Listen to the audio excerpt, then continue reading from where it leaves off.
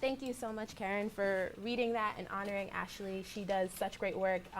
Writing about yourself is painful and weird, so I knew she would do a great bio, and she did. So thank you so much for reading all of that. Thank you for having me. Thank you for being here. It's a warm day. I know what it's like when it's a warm day and you're in college and you're like, I ain't trying to go to this class. So I appreciate you for being here. I'm especially excited to be here because I saw Black Panther last night. Did anyone else see Black Panther? Oh, Wakanda forever, right? All right. So I'm especially excited because I think that a lot of the elements and themes in Black Panther kind of relate to the work that I do, especially my project, which we're going to get to. So first, who am I? I know you just heard that beautiful bio, but who am I really? I'll give you just a little bit of a spiel. I'm a journalist. I'm a reporter in Philadelphia. I've been reporting on the arts and entertainment and culture scene in the city for about 7 years. 4 of those years were actually while I was at Temple University. The last 3 were at the Philadelphia Inquirer, or Philly.com, as some of you guys may know it.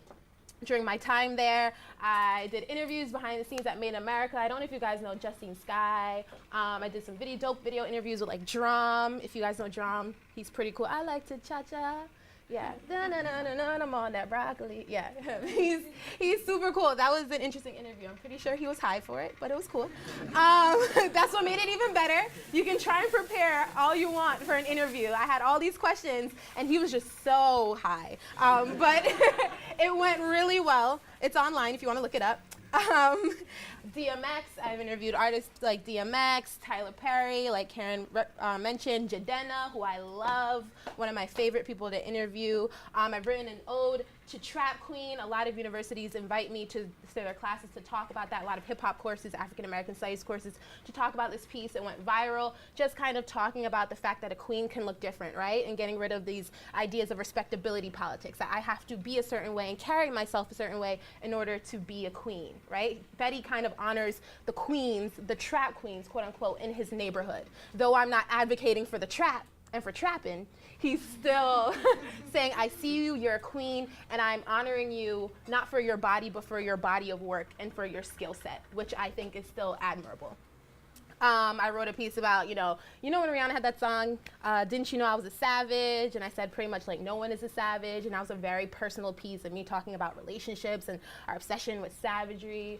So these are just a few examples of just some of the work that I've done. And then the project Black History Untold that I started in 2016. We'll talk a little bit about that one later on, because that one is probably, like I had mentioned, some of my most important work. The Electric Lady series that I started with some amazing women in my life and feminists started last year. We're a collective that hosts and facilitates events that celebrate all interpretations of womanhood and feminism, and making sure that when we're talking about womanism and feminism that we are diverse and that we're making sure we're highlighting women of color especially. Oh, and then I also won the 2017 Journalist of the Year Award, which was pretty dope, last year. And yeah, I was looking snazzy, looking snatched. So that's just a little bit about me. How did I get here, right? These are my parents. I'm not gonna give you my whole life story, but my parents play a crucial role. This was actually probably around the time they just came to America. My parents are from Jamaica. Probably, I want to say, my mom told me, I think it was like 89 or 1990. They both lived in the same neighborhood. They came here at different times. My dad was always a nerd. My mom was the cool girl. He was always trying to get with my mom. My mom was like, nah, you're nerdy. But then when she came to a new country, she was like, ooh, I don't really have friends. Sure, I'll go out on a date with you. And this was, around the first time they started dating. And my mom said they had these new jeans that they got from Levi's, and my dad's shirt, Big Bocha, from Jamaica. So clearly fresh off of the boat. Very fresh off the boat. So all of that is to say, I grew up in this Jamaican household with a father, a mother who was very opinionated, and a father who studied Garveyism at the young age of 10. For Garveyism is, I don't know if you guys are familiar with Marcus Garvey. he is considered one of the fathers of Pan-Africanism. Pan-Africanism is kind of this idea of, uniting the entire diaspora, right? No matter what country you are in Africa, no matter where you are from the Caribbean, if you're Afro-Latino, if you're Afro-Latina, if you're from the UK, you are united under this umbrella of blackness. My father started studying this when he was 10, and I didn't know that. My dad was always very knowledgeable, but I didn't know how it happened. And he said to me that one day he was 10 and he was watching the TV and someone just said, someone was on the TV saying Jesus was black. And just hearing that sparked this curiosity in him. And he started talking to the Rasta men in his neighborhood, because Jamaica has a lot of Rastas. Contrary to what people believe, though they're embraced now, in the beginning they weren't really embraced in Jamaica. So he started talking to the Rasta men in his neighborhood, and one of the things they would say to him was, "Little boy, you ever hear about the story that's never been told? The other side of history that's never been told? The black side? You know what I mean? Have you ever heard your history from us? That side of history?" So he spent my dad is super well read, and he raised us that way to question everything that we learned. And that played a major role in who I am today. So I got into journalism and the work that I do because of my hair. Like I mentioned before, I know it sounds crazy. Like I mentioned before, my parents are from Jamaica. My dad, a lot of his beliefs aligned with Rasta ideology, which was loving your blackness, loving your Africanness, loving yourself the way you are. So I've never permed my hair. Perming, you guys know what perm is, when they like put the chemical in your hair. I know if you're Caucasian, it might make it curlier. If you are black or of African descent, it might make it straight. It makes it straight, permanently straight. In the black community, usually around like age 9 or 10, most girls tend to straighten their hair. It's almost, it was at a point like a rite of passage in a lot of ways. So my parents raised me. My dad was like, "I'm not perming, my kid's hair." And my mom was like, "I totally agree. They should not have to conform to this European ideas of beauty." And that was cool for me until everyone at my school started straightening their hair, right? And I was like, "Oh, they look so pretty, and they're getting all these attention from the guys that I liked." And I'm like, I wanted to straighten my hair. And my parents were like, "No." It got to the point where my mom threw out the flat iron, threw out the hot comb, threw out all these things I was trying to use to straighten my hair or change my hair. And just to go back to my father, one of the things that my father said to me, I remember coming home one day, and he said, and I said, "Daddy, I'm ugly." I said, "I have a big nose, I have big lips, I'm not pretty, I'm ugly." And my dad was like, "Sofiya," he's like, "What?" He said, "What makes you think that you're ugly?" He said, "You ever think that they have a small nose and they have small lips?"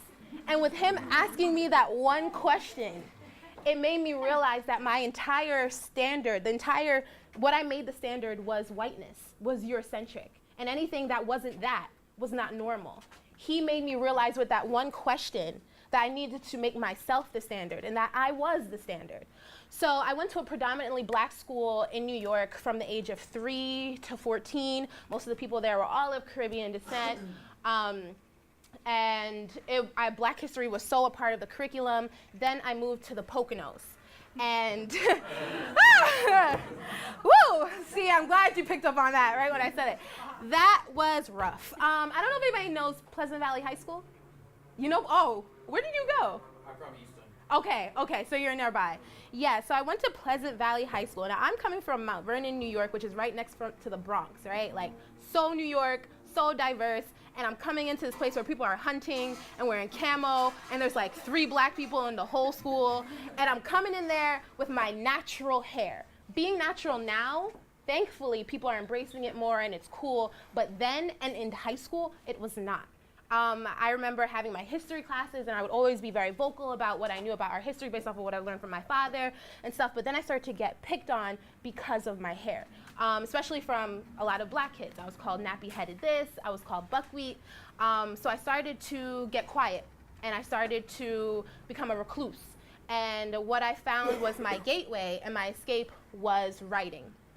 I began writing for the school newspaper, and I found that when I wrote, I can explore these things. Like I said, I was always wondering, why do we feel this way about our hair? I didn't understand the way I was raised. I was raised to love everything about me that was black, that was African. But yet I was in this school with people who didn't feel the same way, and I'm looking at them like, don't you see how beautiful you are? Don't you see that you are a gem walking through these halls? And I realized it was because they did not have the same history education that I had received from my family and from my previous school. And when you have that knowledge and sense of self, it changes the way you view yourself and the way you view your community. When someone is telling you all the different ways that you've contributed not only to the society but to the world, it gives you a sense of purpose. And I found that when we taught Black history, a lot of, when we taught Black history, a lot of our history started in shackles in our textbooks. And that's not true. You know, we had a life before this. For me as a Caribbean person, I wanted to learn about the Haitian Revolution. I wanted to learn about Queen Nanny and the Maroons, but I was getting all of that history at home. And I found that a lot of Black people and Black families had to do a lot of that additional and supplementary education at home because they knew that the schools weren't going to tell their children all about themselves. They were only going to tell them slavery, then Martin Luther King, then Rosa Parks, then Obama, now we here. Like, that was it. That's literally it. And all these people and all of these events are prolific and important, but it does not highlight the nuance and the vibrancy and the beauty of who we are. Fast forward to college. I go to Temple University, TU. I started writing for Jump Philly. It's a local music magazine. My freshman year, I started doing that. I was the youngest person on staff. I interviewed all of these artists and these local artists and musicians in the city, and that's how I started to develop this network of contacts. I started blogging for the Huffington Post because my mom told me to, she told me to apply for an internship. Didn't get the internship, but they were like, we love your writing, and we'd love to have you like contribute. So I started contributing for Huffington Post, started interning at the Daily News. By the time my senior year came around, Philadelphia Inquirer was looking for talent. They said, who are some of your top journalism students? Who are some people who are standing out? I was one of those people. I had lunch with Sandra Clark, who is now my mentor, and I felt like I was rambling and talking so much because we ended up talking for like 3 hours, but she loved me, and she gave me a freelance opportunity because in my mind, I was like, after interning at the Philadelphia Daily News, I'm like, I don't like sitting somewhere from 9 to 5. I like to be out and in the streets talking to people. So I was like, I want to freelance. But then after a few months of living that freelance life, I was like, no, I need to do something full time because rent would be due the next day. But they're like, we're not giving you your freelance check till like 60 days after. So started working at the Philadelphia Inquirer, and it's been a whirlwind. I've interviewed all of these dope people like Tamron Hall, Mark Lamont Hill, all of these incredible people. I covered the Pope visit, the DNC. I went to Made in America and the Roots Picnic, and I was coming in with all these contacts that I already had from the Philly art scene. So I was able to provide a platform for all of these artists of color who normally wouldn't have been featured in Philly.com or in the Philadelphia Inquirer. So I was able to become that person for them, and that was great. So when Black History Month rolled around 2015, that was my first year, they were like, yeah, Sofiya, of course, they come to me when Black History comes around. They're like, Sofiya, we want you to, do like a Black History Month roundup, like talk about Martin Luther King, Rosa Parks. And I was sitting here like, what? Like, I'm like, the same way we teach Black history is the same way that we cover it. And it's almost like when it's Christmas and you have that, those Christmas trees. What are the fake Christmas trees? What do you call those? I don't even know. I'll just call it the fake Christmas tree. Yeah.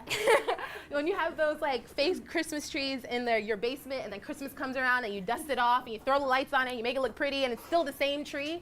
That's how Black History Month was treated. It's like, let's dust it off, let's make it pretty, and let's throw up the same thing, do the same thing, maybe in a little bit of a different way, without actually highlighting so many of the untold stories, without highlighting the nuance and the beauty that I knew was us. So I said, okay, it's my first year here, I don't really have a plan. I said, I'll do it this way. But I said, next year I'm gonna do something different. I don't know what that is, but I'm gonna do something different. The fall of 2015, that fall, I ended up in an Uber. I did an interview with Jeezy. You guys know Jeezy? Rapper Jeezy, he's cool. I did this interview, and I was headed to the concert, and I was so hyped. And my Uber driver, we started talking about the Black community and issues in the Black community, and he was saying, you know what the problem is? He said, Black people don't know how to be successful. And I said, what? I was like, this man does not know about Black Wall Street and how it was burnt to the ground. This man did not read Walter Rodney, How Europe Underdeveloped Africa, a book that my father gifted to me when I was young. So I said, okay, this is bigger than, this is really big because it's not only a matter of educating people, this is an identity thing. He has this negative viewpoint on who he is and his community because he does not know these things. And I said, I have to do this. So I said, I want to create a project where, I wanted to create a project, how do I minimize? Perfect.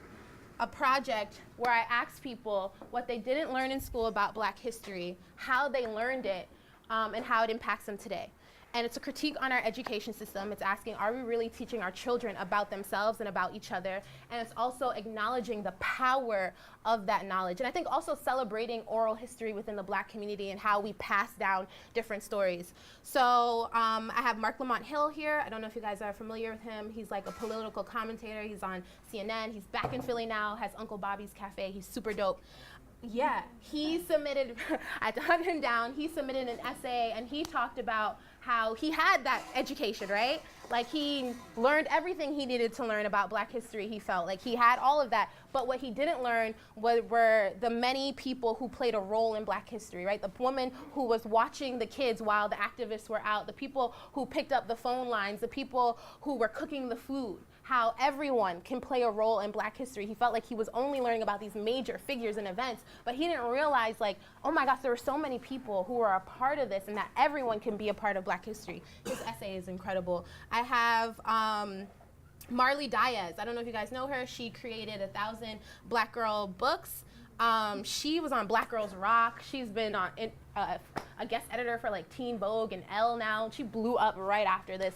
But she started 1,000 Black girl books because she said she was tired of reading about white boys and their dogs. She said, that's literally what she says. She's the most brilliant. I knew her, I met her and her mom way before everything. And she's literally the most brilliant, confident kid. I want to be her when I grow up. And she talked about not learning about a lot of the Black women leaders at the forefront of a lot of the movements, like Angela Davis, for example. And that's why she wore her hair like that, to kind of honor Angela. I have Deborah in here. She talked about the Haitian Revolution, and she talked about kind of feeling the shame from being Haitian, right? I think that people, you know how people use the phrase third world? I think people call Haiti like a sixth world country or something like that, and kind of being ashamed of coming from that. But then when she learned the history of the Haitian Revolution and how the Haitian people fought and for their independence and broke free from slavery and became the first Black republic, and how the country of Haiti is still in many ways being oppressed because of that revolution, she became so prideful because they were an example for Black people all over the world and Black people all over the Caribbean, because many have tried. In Jamaica, they have maroon villages where people who were formerly enslaved would escape and kill their masters and then create their own territories. Queen Annie of the Maroons is one of the most popular people, and she was pretty much like the Harriet Tubman of Jamaica. But when they created these territories, when people would try and come, when the English would try and come and capture them again, they would have their machetes and they would like kill them and slaughter them, and they were like, all right, we'll respect this territory that you've created. So that's how intense it was. But Haiti was the only one that was able to completely take over the country again. And she talked about the pride that gives her, and the love, and just going to Haiti and seeing the real beauty of it, because she doesn't feel like the beauty of Haiti is always represented. Let me see, who else? Jazmine Sullivan, you guys probably know her. She's a dope Grammy-winning singer, songwriter. She talked about Negro spirituals and just the messaging in all of the songs and how that impacts her, and how when she's writing her songs now, she thinks deeply into it, right? Like back then, they would put these hidden messages in these songs that they would sing while they were working, the enslaved people. And she said, now when I write, I'm always conscious of my messaging because I'm thinking about that. Then I have, you guys probably know this guy, Jesse Williams. I was super stoked when he said yes, did not expect him to be able to do this. All the people I highlighted were people with Philly ties. A lot of people don't know that Jesse Williams used to teach in the Philadelphia School District, and he was an African American Studies major at Temple University. A lot of people don't know that. He talked about learning about the MOVE bombing in Philadelphia. How many people know about the MOVE bombing? Okay, So it's a heavy, heavy history. I actually wrote a piece about it for The Guardian. Yeah, because someone put an opera together based on the MOVE bombing, which I thought was interesting. So I had to write about it. But basically, Philadelphia became known as the city that bombed itself. The MOVE was an organization, kind of like a back to nature organization, and they had this home in West Philly, and they were very like anti-police and anti-establishment. And then neighbors would complain because I guess there was sometimes trash outside their house and different things. And then the police came, and the police had already had like a negative relationship with them. And essentially, the mayor ordered for them to bomb the house. And I don't want to mess up the number of people that were killed, but there were a lot of people that were killed, and many of which, I think 5 or 6 were children that were killed. And a lot of people born and raised in Philadelphia, do not know this story. When I was working on the piece for The Guardian, I traveled to the block. It's Osage Ave. And it was my first time going to the block. And when you walk on this block, most of the homes are like condemned and shut down. But when you walk on the block, it's eerie silent. I feel like even if you don't know the history, you walk there and you feel something. And someone just left flowers in front of the house that was bombed at the top. And it's crazy and kind of wild to me how many Philadelphians don't know this history.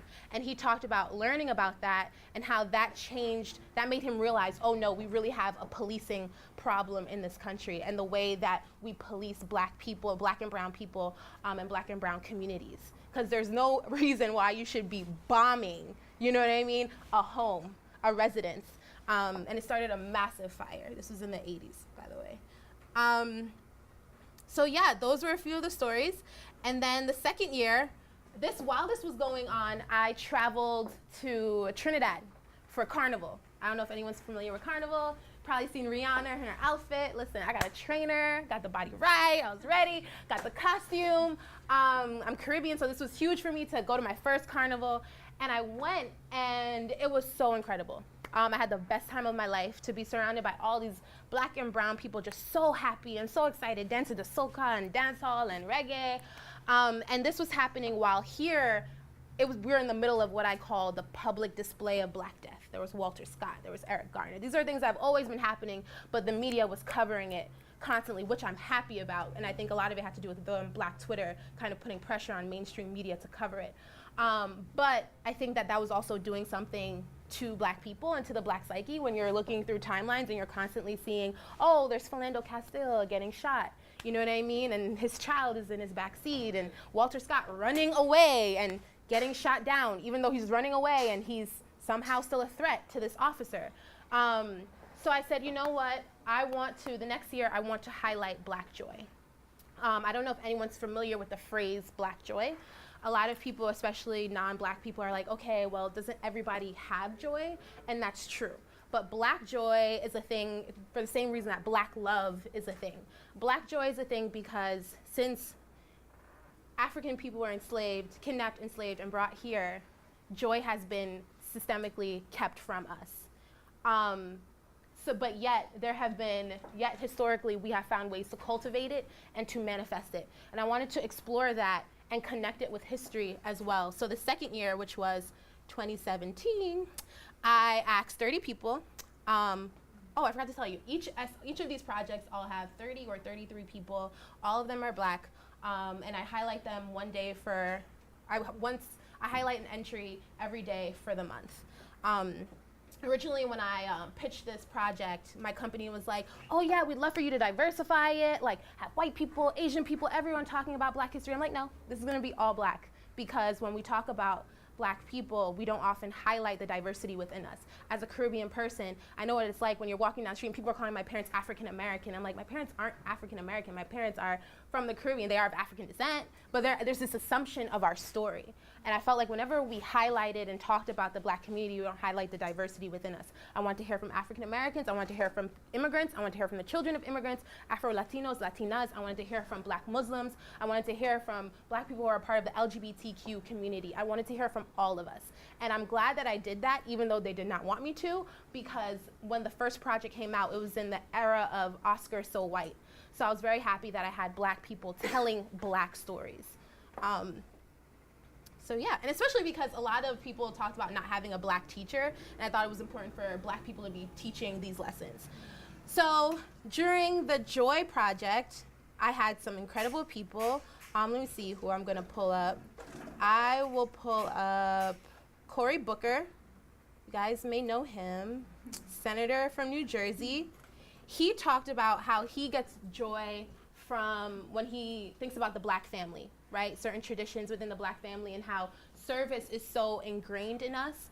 He talked about how his family moved to a neighborhood in New Jersey and they wanted to purchase a home, but the person they were going to buy it from, they were like, oh no, the home's not available. So instead they had like a white couple go purchase a home, and all of a sudden the home was available, and that white couple went through the whole process, and then like, I guess like the final signing day, his parents showed up, and they were like, oh, the gag is, it's us, give us the home. You know what I mean? And I asked him, I said, you know, yeah, I asked him, I said, did you ever ask your parents like what made them keep going? What made them keep pushing to live in this neighborhood that clearly did not want them there? And he said, I asked him that too, and he said, my parents said that it's bigger than us, right? We want to do this for the black families coming in afterwards. And he said that's where he gets his black joy, the sense of service and community, this community, the sense of that the black family is very community oriented. Everything that we do, for the most part, we're always conscious of, I'm not just doing this for myself, I'm doing this to make a pathway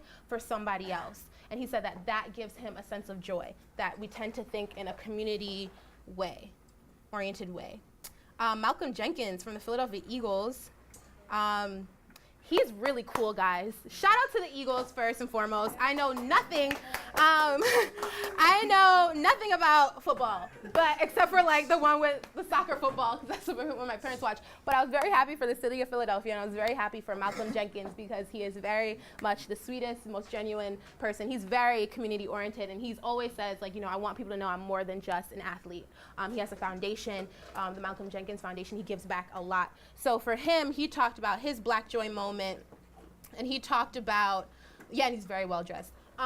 He talked about, you know, his aunt who was an artist and how she depicted black people in these areas that people would probably call run down, or, you know, on these stoops in quote unquote the hood, in these areas that people wouldn't think were beautiful, and yet she made it beautiful. And so that black people are beautiful wherever they are, and how that brings him joy. Just the everyday, like, you can be in the hood, kind of going back to the Fetty Wap thing with the trap queen. You can be in the hood, you can be on the stoop, you can be at the hair salon, you can be anywhere, and she made it these beautiful moments, and how that gave him so much joy. This is Sonia Sanchez.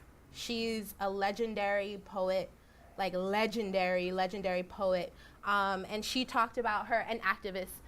She talked about her activism throughout the years, and it was interesting. So the first time this year, we split it up because 30 is a lot.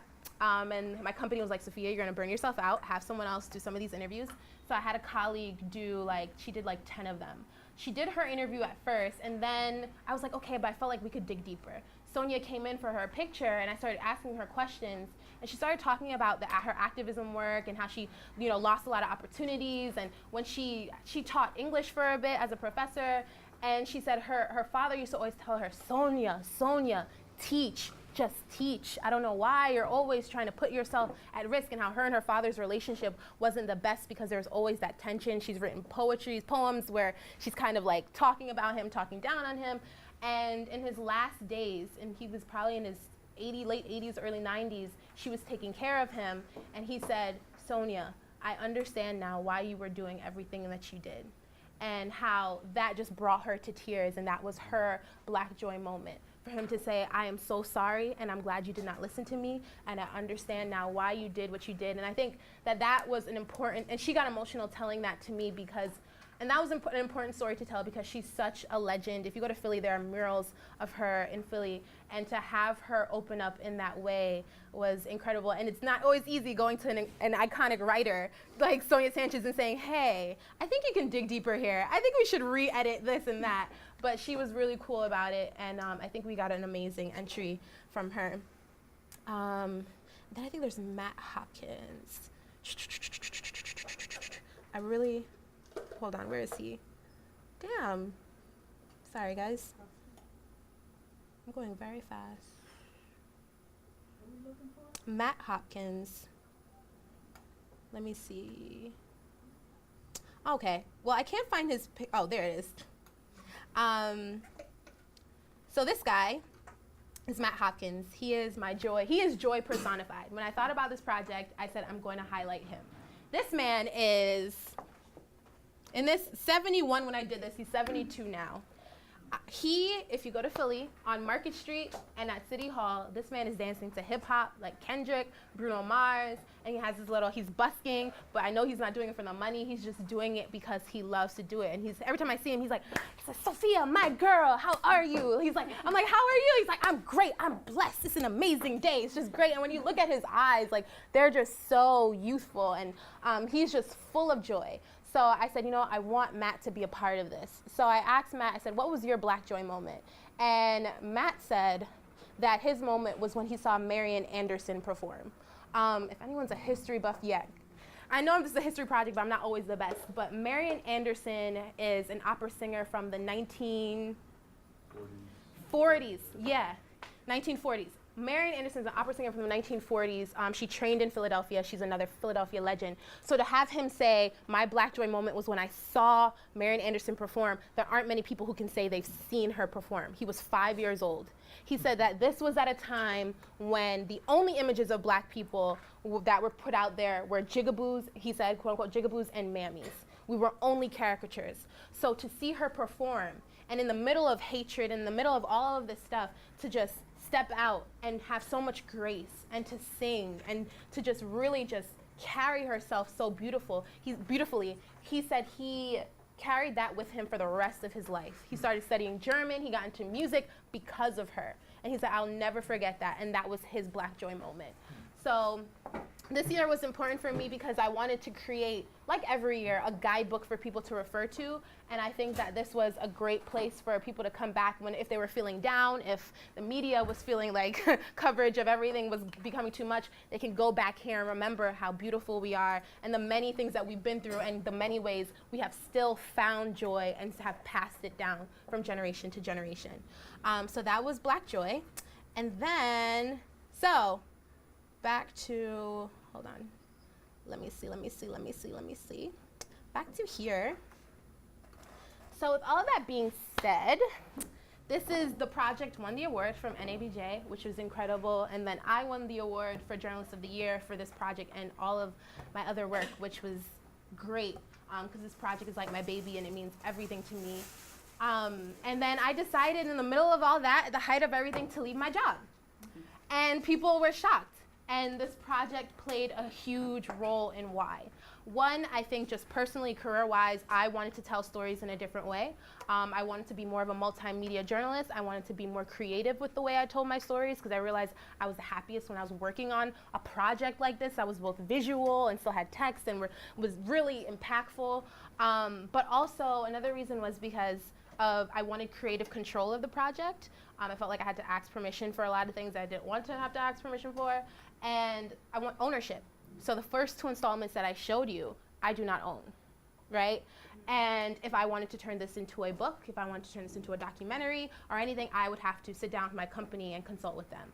So I said, you know what? I have to cut ties. I told them this in October 2017. Yeah, 2017, literally a week after the award. And they were like, oh yeah, let's sit down and talk about Black History Untold. I'm like, oh, about that. Yeah, I'm gonna have to go. And they tried to talk me out of it, but it was just time. And they understood. I got the name for the project. That was a little bit of a battle, but I think they realized they should probably give me the name of my own project. And this year, I produced it independently.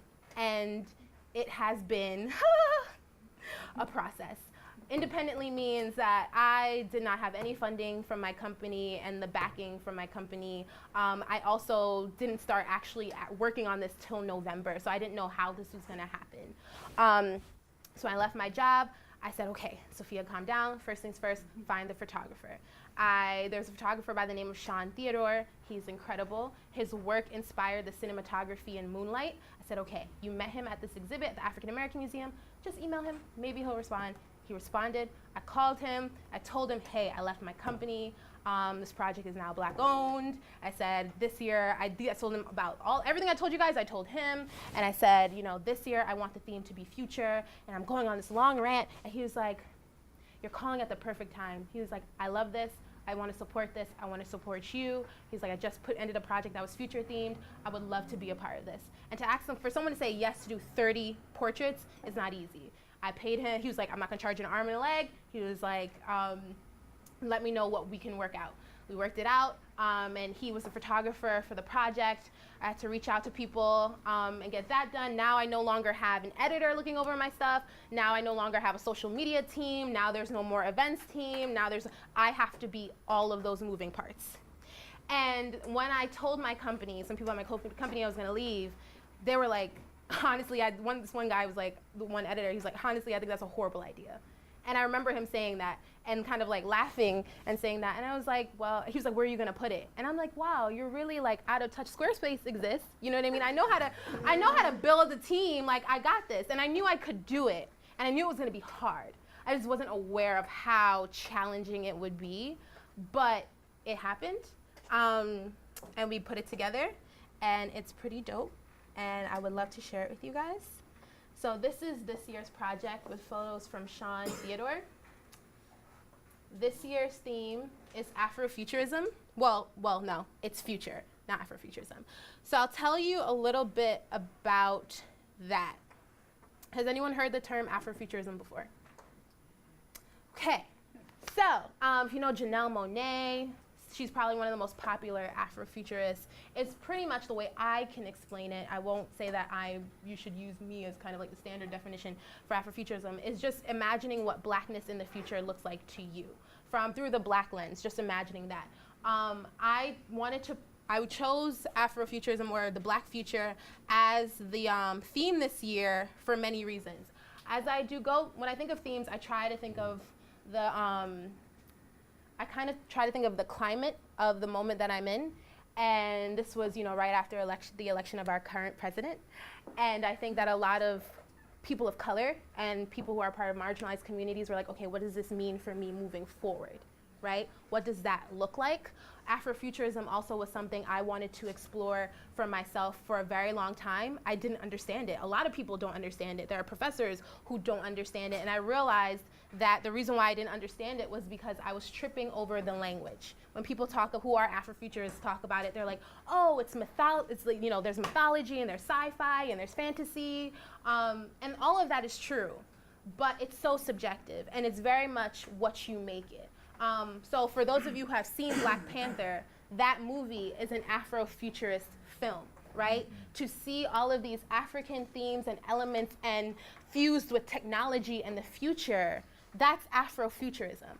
And the reason why Afrofuturism is the thing is the same reason why Black joy is the thing, is the same reason Black love is the thing, right? Like, doesn't everyone have a future? Well, Afrofuturism is a thing, and it's important because, once again, the same way joy was kind of kept for Black people, agency over our future has also been taken away as well. So much of the Black experience, and I'll speak specifically to this country, has been about survival, has been about, okay, I need to figure out how I'm gonna pay bills this week or next week or this year or maybe 5 years or maybe 10 years, but they're not able to think generations ahead. A lot of times when we talk about the Black community, people talk about generational wealth. Talking about generational wealth within the Black community is an Afrofuturist concept, to be able to think that. So I asked people, what does Blackness look like in the future to you? How did we get there? What are some historical or present day, because now the present will be the past, present day figures we should be paying attention to inform that future that you want? And some of these entries, when I tell you, they're really incredible. And these are Sean's photos. Sean is dope. You should look him up. His work is just phenomenal. These entries were really, really, really incredible. For example, Taib, he's an entrepreneur and co-founder in Philly. He talked about time travel. And he said that, Black people have always had to be Afrofuturists because of the nature of our present. He talked about Henry Box Brown. That's a historical figure. I was like, oh my gosh, I totally didn't even remember Henry Box Brown. He was a man who was enslaved in Virginia and mailed himself in a box to Philadelphia to freedom. And he talked about how that is time travel.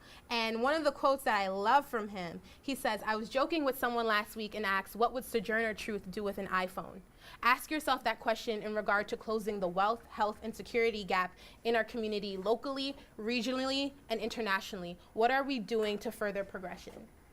So if Sojourner Truth could be this incredible womanist and abolitionist during her time, which was like the 1700s, 1800s, imagine if she was here now. And I think that was a great question because it puts the onus and the responsibility on us to do something. We have everything in the palm of our hands, right here, right? Imagine if Sojourner Truth had this. Imagine if Harriet Tubman had this. And I think that's such a great question to ask. Blair Imani talked about the future being, she talked about blackness in the future, how she wants it to look like freedom. Yeah, she's really dope. She's an activist in New York. A lot of people talked about wanting confidence in the future, seeing an explosion of black confidence in the future. There's this band in Philly called Ill-Fated Natives. So what I loved about Sean is, and working with him, which is why doing this independently has been so great, is that Sean came in and he created a vision for each of these portraits, and he kind of built his own stories around the essays that I would send to him.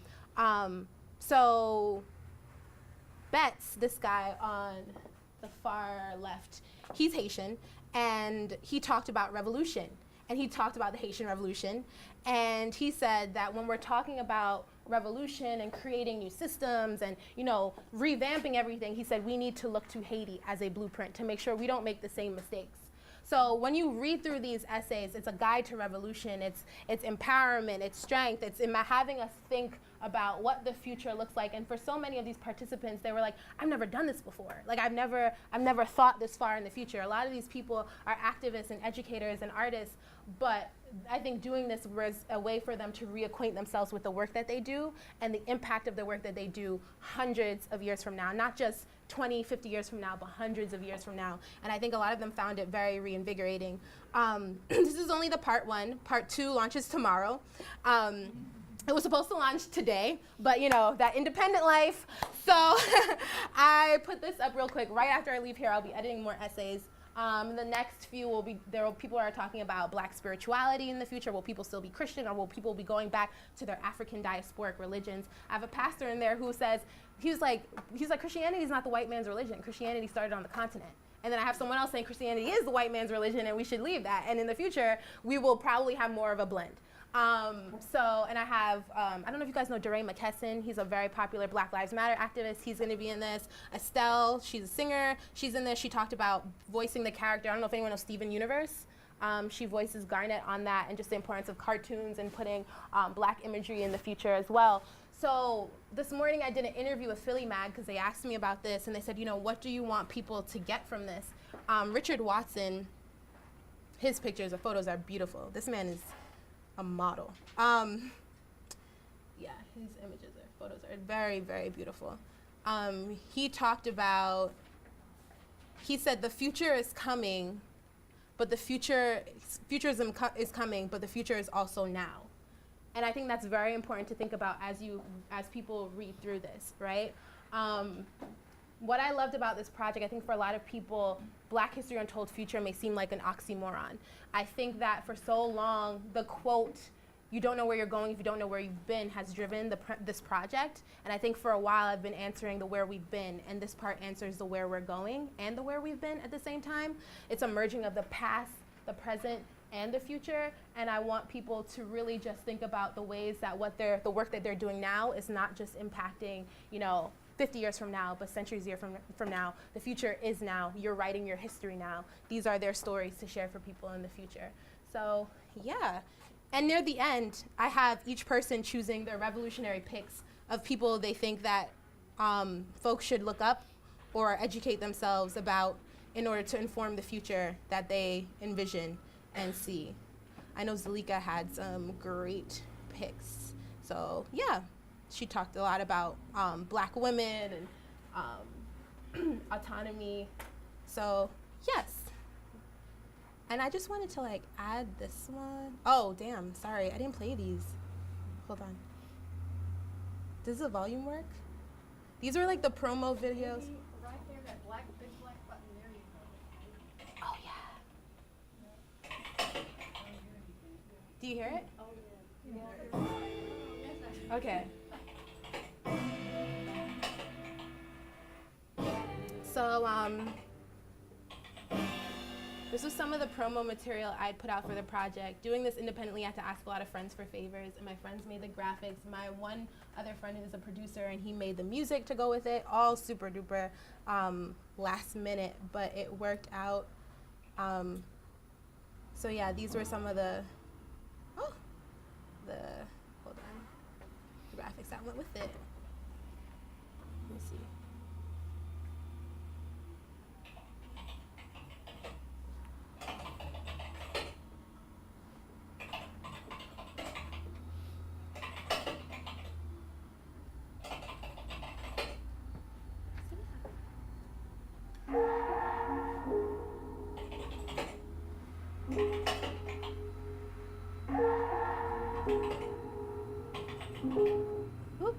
So yeah, that is me. That is the project.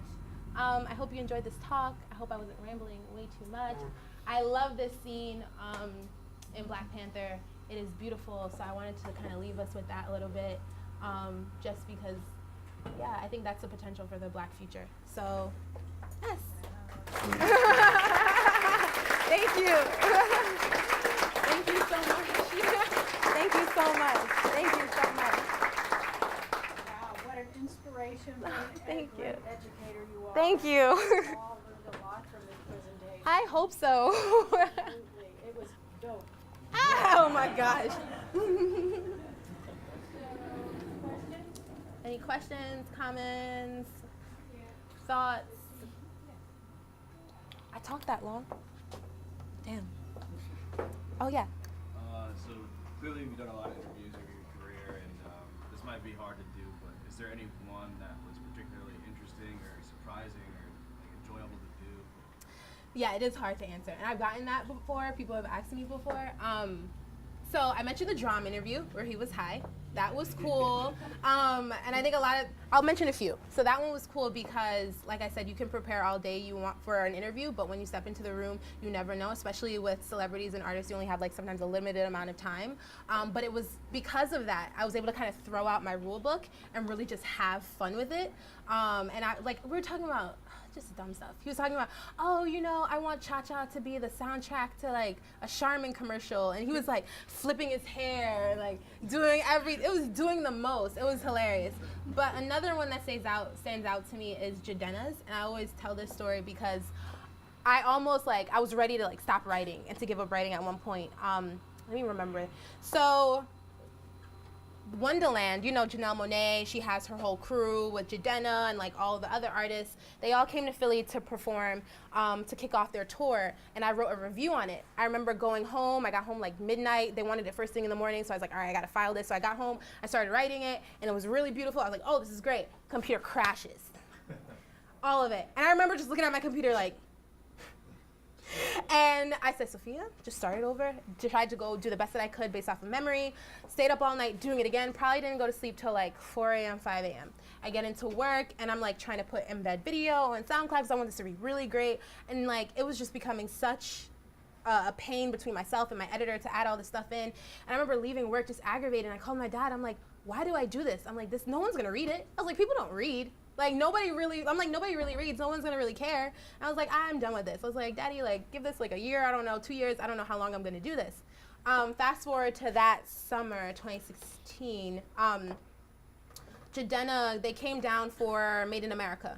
And I was booking interviews for with some of the artists. And I saw that we had access to their stage. So I was like, okay, let's see, let me reach out to Jadena's people and see if we can do an interview. I didn't hear back until maybe that Friday of the weekend. And she said, oh, you're from the Philadelphia Inquirer? No. She reached out to me that day. She said, oh, you're from the Philadelphia Inquirer? She's like, oh, yes, we'd love to have you come down because when we did the tour, you guys wrote a beautiful review on us. And I was like, oh, I wrote that review. She's like, what? And I was like, yeah. And I was like, my computer crashed, and I'm telling her the whole story. She's like, wow. She's like, from the bottom of my heart, from Janelle Monáe to everyone, we sent that around to the entire camp, to everyone. We loved it. She was like, and then when the interview time came, she saved me for last, introduced me to Jadena, and she said, this is the reporter who wrote that piece. And he was like, what? And he went to Stanford. So he was just like, this is what I do. Like, right, I study this. And he was like, if this is you now, don't stop. Please don't stop. He was like, that was incredible. We thought you recorded it. We don't know how you got the imagery, and just like, you got the environment so well. And he kept saying, even after the interview, he just said, please don't stop. Don't stop. He's like, your work is so important. And that just is one of the interviews that stayed with me the most. And I still keep in touch with the team and everything, just because they really support the work. So yeah, there's a ton of them though. DMX was interesting too. Like, he really talks like that in real life. That's crazy. He's like, yeah, Sofiya, let's go. Let's do this interview. Like, I was like, what? Tyler Perry is cool. He was very hype about his son. Showed me a picture of his son. His son is very beautiful. But yeah, those are some of my favorites. Mm-hmm. Like, seeing how important education was to you, like, from a Black history perspective, and seeing how you're really focusing on the future here. Mm-hmm. How do you see, like, the future of Black education, and what is that going to look like in terms of, public school reform and really trying to downturn that policing presence we've seen in public schools?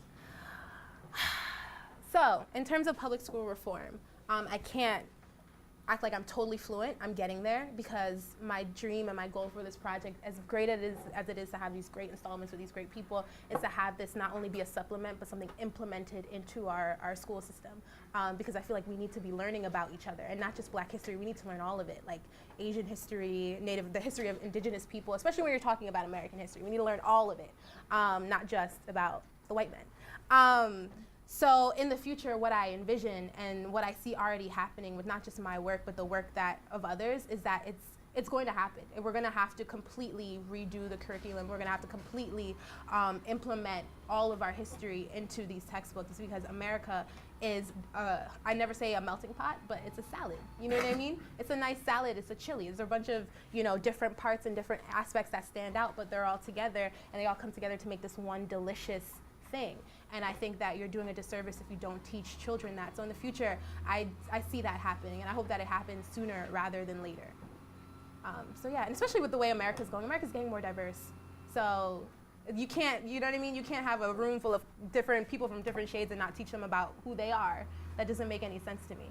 So I see that happening in the future. Mm-hmm. Yeah? What do you think is the future of Black journalism? That is such a crazy question, in a good way.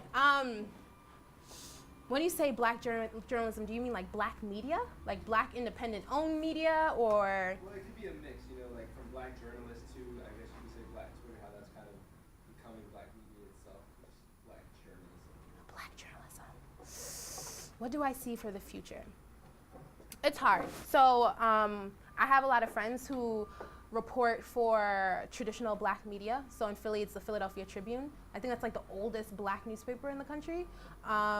And then there's WRD, which is a Black independent-owned radio station. And the older I get, the more important I'm realizing those outlets are, because there are certain things like my project, I get airtime that I probably wouldn't get from other people. And then once they give me the airtime, then Philly Mag is like, you know what, let's talk to her. Then Cash is like, you know what, this is story-worthy, let's talk to her.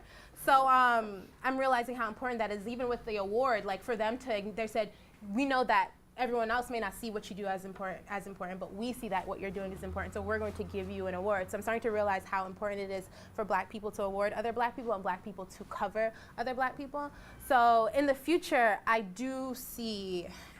have a lot of friends who are concerned that Black media will no longer exist.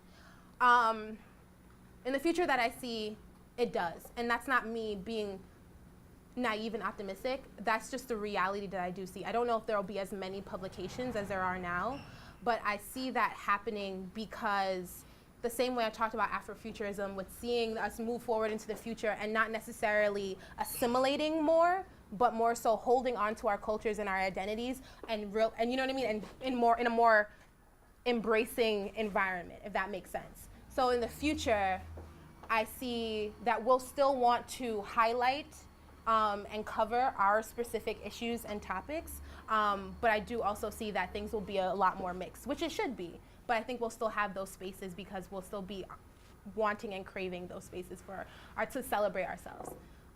It's not, I think, I'm trying to explain this. I think, like I said about the salad and the chili, it's a matter of wanting to celebrate our differences, but also embracing our differences and coming together, but also knowing that we have our different spaces and we have different things, if that makes sense. So I do see it still surviving. I think maybe not at the same scale that it is at right now, but I think it will still be there. We'll still be Black. Go ahead. Yeah, no, so there's an old class here about, we have a class of history of the Caribbean here. Oh, history of the Caribbean? Yes, Bop Bop, yay, I'm excited. So I have kind of two questions. One is like, to what extent, if you can give us more against how you think your Caribbean heritage and your Caribbean community kind of have been like an inspiring force for your work, and if you have the feeling that the Caribbean has given you something extra or different Yes. from just Black U.S. Americans. Yeah. That would be one question. And then, this is kind of a question that's coming from my experience. I'm from Venezuela. Mm-hmm. And as you probably imagine, racial lines and racial relations are different there. Mm-hmm. And 60% of the population are considered mixed race. Yeah. So I wonder if that idea of Afrofuturism, is there any space to think that in the Afro future there's going to be a more mixed race reality, like the one you can find in other countries? Mm-hmm. Mm-hmm. And I'm not saying that doesn't necessarily, I mean, that doesn't mean that there is no racism in that mixed race Yeah. reality, but I wonder if that's part of the equation. Does anyone imagine a future that's going to be more mixed race, where you don't have to draw lines between whites and blacks because everyone is brown? Yeah. So I just wonder if that's part, if that has been something that has come up in your interviews. Okay, these are good questions. The first one about being Caribbean. I love being Caribbean. I love being Jamaican, a yachty. Yes, every time boat runs, this. Every single time. I guess so, the Caribbean is my muse. Jamaica is a muse. When I look at the Caribbean, because I was the president of a Caribbean organization at Temple University, and I learned so much because I was there. I was meeting different students from all over, from different islands that I didn't even know existed. So I was learning so much, and from Guyana, from Nicaragua, from everywhere, right, in Honduras, and learning about Afro-Latinos and Afro-Latinas. So the Caribbean inspires me so much because I do, and I think this answers both the questions. Like you said, it already has that mix. And while I was doing while I was the president of SOCA, I remember doing research, and they were saying, like, the Caribbean is a laboratory of languages. In Jamaica, they speak Patois. That's what my parents speak. It's a mixture of African languages, English languages, and there's a little bit of East Indian in there because of the East Indians that traveled during migration. So there's this place where there's this mixture of everything. And the same thing with Carnival. The whole tradition behind that is a mix of African and European and some East Indian influences all together. So that inspires me so much because I feel like that's the vibrancy that I want to capture when I talk about Black history, right? And that's the beauty of it. And just the personalities of the people. When in the biography, we talked about, being both. I always say, like, I'm the secret love child of Cardi B and Michelle Obama, right? In the Caribbean, there's this idea that you can be both. One day, I can be in my costume, dancing down the road, tripping down the road in my costume, and the next day, I could be a headmistress, and I'm taken seriously in both spaces. I can do both of those things without one day I'm a hoe and I'm a slut, and the next day I'm this bitchy boss. I can be both of those things. So yeah, the Caribbean inspires me incredibly, and the history there. I think the history there's a lot of tragedy, but there's also so much beauty there. So I'm so glad that there's even a course. I don't know if they have it at Temple. They should, because I think the Caribbean itself is a special place to study because there's just so many things happening and so many people all in one place, and what does that create, language-wise, food-wise, just culture-wise, history-wise. So yeah, and in the future, do I see a mix of people? Is that what you're saying? I do see a mix, and I think my only concern in terms of how we talk about the mix is that when people talk about, in the future everyone's gonna be mixed, so there's gonna be no more racism. Wrong. You know what I mean? wrong. You know what I mean? Interracial relationships and biracial children should not be used as your pawns in these idea of like this new wave future. You know, and I had a friend, she dated a guy who was biracial, half black, half white, and he said, yeah, you know, well, we won't have to worry about this because in the future we'll all be mixed race. And she that hurt her deeply. She's African, and she's like, I feel like you're saying that things will be better when we get rid of you and your history and all the baggage that you come with. Then we can just move forward as this new, beautiful, curly-haired, green-eyed history, tan-skinned history. You know what I mean? Culture, like. And I think that that's a little bit of a problematic way to view it. And I think that if we don't handle racism now and the issues that we have now, it's going to just manifest in another form, no matter what. Even if we're all mixed race, like it's just going to manifest. We'll discriminate over something else. We'll find something else that divides us. So yeah, that's how I feel. Any other questions? Yeah. You know, just kind of recently with all this horror of the gun violence in the school in Florida, I've just been noticing, you know, the difference in the reception, for the most part, of these kids. And there are black students among them. In fact, I think one of the major heroes is a black young man who took 5 shots protecting his foot. But anyway, so they've been, for the most part, very well received. And, you know, there's a big movement now to get at least the assault rifle out of the hands of people who shouldn't have it. And by the way, we're having a bus. There's a march against gun violence on March 24th, and there's going to be at least one bus from Villanova. One is going to be sponsored by Our Revolution, which is Bernie Sanders' Democratic Socialist organization member. So you'll be looking out for that. In D.C. or in Philly? Well, we're talking about D.C. so far. I don't know if they're going to have one in Philly yet. But anyway, so I just was comparing the way, you know, the black student activists were vilified and whatnot when they were in the Black Lives Matter movement and protesting on the streets and all. And, you know, it's such a contrast. But again, this gun violence, you know, is a problem that transcends race. And, you know, I was wondering, you know, if the two groups might be they'll be able to work together. If, you know, on this particular issue, you know, an idea of mixing and so I don't know. So kind of solidarity amongst Black Lives Matter's mission, students. And then also gun violence. I think there is a way. I think that I would hope to see. I think that would be the smart way to go about it. For there to be some type of melding in the way in gun violence and looking at policing and how black people are policed with officers and the use of their guns, and also how gun violence within schools and all these mass shootings. I definitely think that there's a way for that to be bridged, and I think that's actually a great idea. I don't know if they're thinking about that. I would hope so. I know. Right about it. Yeah, you're right, and that's a good idea. And the thing about it's a very good idea. I've covered a lot of marches. I've spoken to a lot of activists, and I think that one of the things people don't realize is that Black Lives Matter is a movement with so many under movements under its umbrella. And I think until people who are not black realize that if black people win this, like if we accomplish this and succeed at this, all of these other issues will no longer be an issue. I think that people keep looking at Black Lives Matter as, oh, that's their issue, without realizing that it's everyone's issue, right? There's a saying, if they come for me at night, they will come for you in the morning. And that's very, very real. And I think that everyone looks at Black Lives Matter like, oh, you know, that's the black people, that's their issue. And then until the next thing you know, someone else is getting roped into it. And something else in terms of the shooting, a lot of people have been talking about the differences in how that shooter was arrested, and how you see Dylan Roof is arrested. That shooter killed 17 people. Dylan Roof killed 9 black people in a church in Charleston, and he was arrested, and he lived. And you're telling me Walter Scott, running from his car, can't live, and he's a threat to your life? You know what I mean? Like, that's tragic. And I think that is so blatant, and in your face racism, and in your face inequity.